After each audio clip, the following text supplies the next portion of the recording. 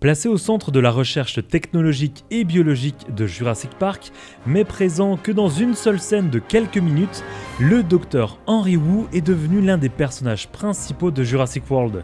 Dernièrement, l'acteur B.D. Wong, qui joue le rôle de ce personnage aux allures de savant fou, est revenu sur son personnage, son travail aux côtés de Steven Spielberg dans le premier film Jurassic Park, mais aussi sur l'évolution de son personnage dans Jurassic World. Vous pourrez retrouver l'intégralité de l'interview dans la description de cette vidéo. Bienvenue dans cette vidéo et bienvenue à Jurassic Smash.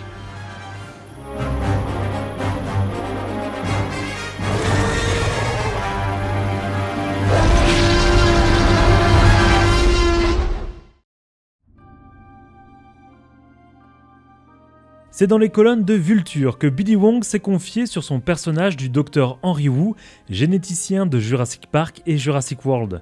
Dans le premier Jurassic Park, son personnage ne sera visible que quelques minutes, mais il posera les bases de la création des dinosaures chez InGen, de la manipulation génétique et des différentes problématiques que la création d'êtres vivants peut amener dans notre monde.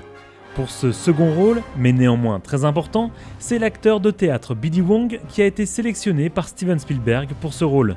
L'audition se fera en récitant quelques passages du livre de Michael Crichton, puis il fut engagé pour une seule journée. En effet, dans le livre, le personnage du Dr Wu revient régulièrement tout au long de l'histoire, car il n'a pas pris le bateau pour quitter l'île. Cependant, dans le long métrage, le reste de son rôle a été coupé.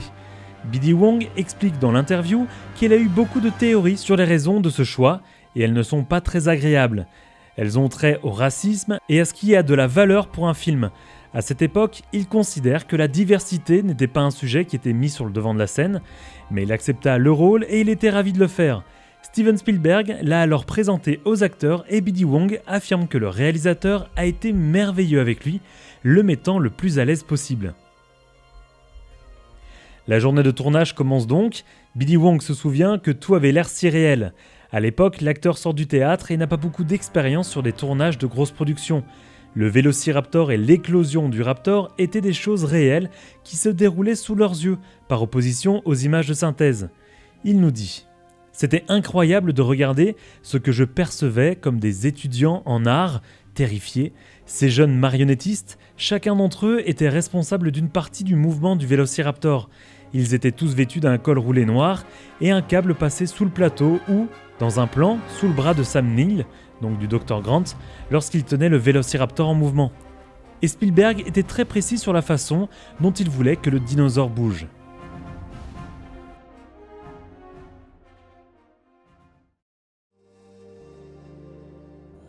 En 1993, le film Jurassic Park sort au cinéma et c'est un carton plein.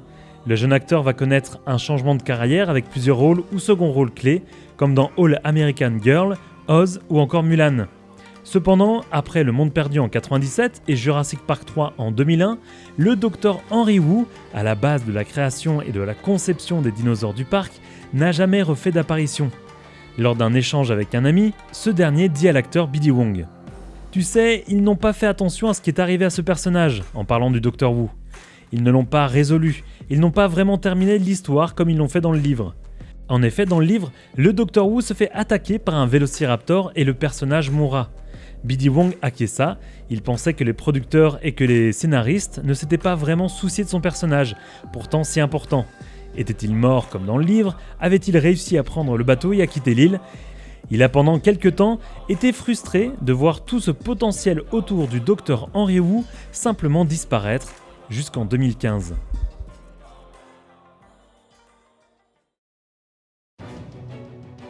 Alors que Jurassic World entrait en pré-production, Colin Trevorrow appela B.D. Wong, lui demandant s'il envisagerait de reprendre le rôle du Dr Wu.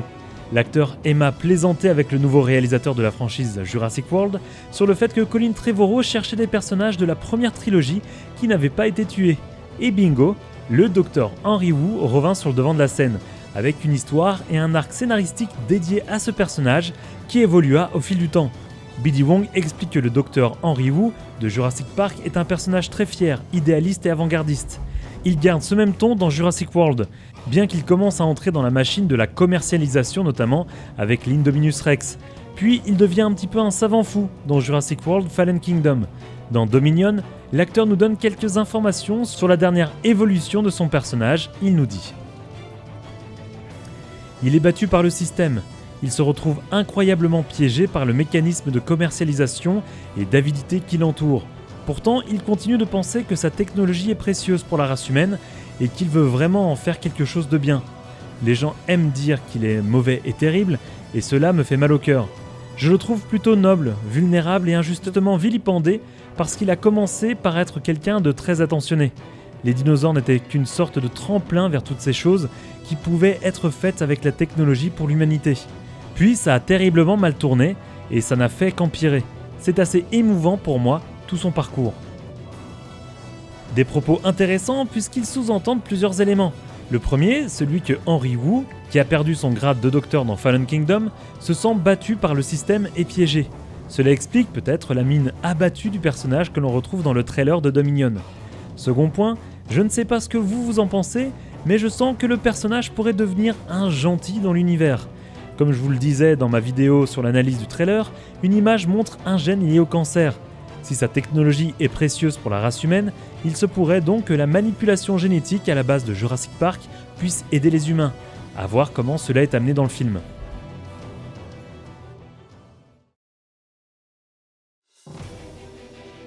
Mais la question que je me pose véritablement, et j'espère avoir des réponses dans Dominion, c'est quelle est l'entente entre guillemets qu'il y a eu entre Henry Wu et Vic Hoskins.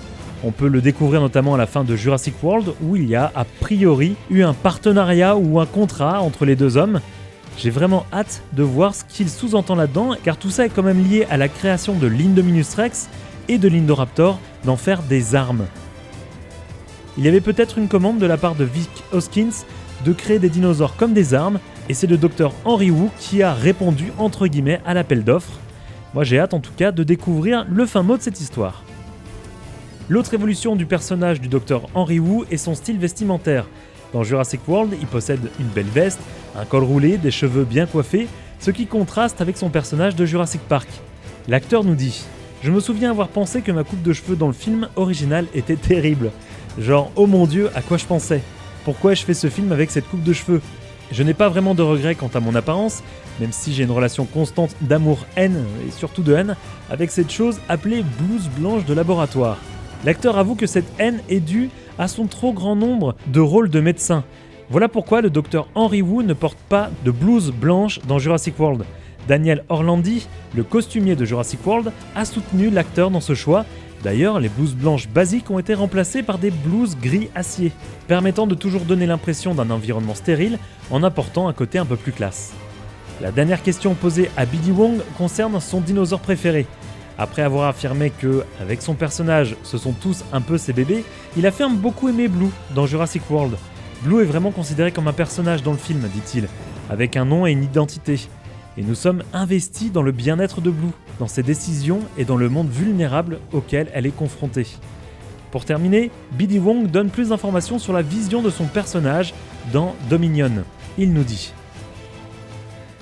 je me retrouve à encourager les dinosaures dans ces nouveaux films parce qu'ils représentent la justice pour moi. Ils mangent les gens qui veulent les exploiter. C'est une autre raison pour laquelle j'aime le Dr Wu, parce qu'il est en quelque sorte leur premier défenseur humain. C'est pour ça que cette franchise est si brillante, non? Parce que ce ne sont pas des monstres. Ce n'est pas comme Godzilla ou Les Dents de la Mer où le but du film est d'éradiquer le prédateur.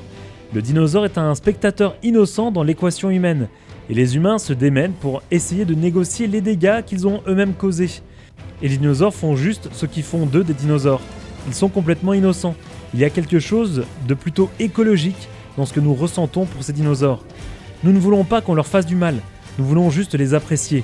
Et nous voulons satisfaire notre curiosité de cohabiter avec eux, de vivre dans le même monde qu'eux. Le Dr Wu s'égare ici et là, et oublie qu'il se trouve dans une situation stressante. Il ne fait pas toujours passer les dinosaures en premier, mais il les respecte vraiment. Et il est très fier du rôle qu'il a joué en les créant. Comme toujours, n'hésitez pas à me dire ce que vous pensez de toutes ces informations en commentaire. Vous pouvez devenir membre fondateur pour avoir accès à des émoticônes sur la chaîne ou devenir membre soutien et avoir votre pseudo YouTube mis en avant à la fin de mes vidéos ainsi qu'un accès à certaines vidéos en avant-première. Pour cela, cliquez sur l'onglet rejoindre sous cette vidéo. Merci à mes membres soutiens et à toutes les personnes qui supportent cette chaîne en vous abonnant et en partageant mes vidéos sur vos réseaux sociaux. Nous, on se donne rendez-vous dans une prochaine vidéo. Salut les Smashers!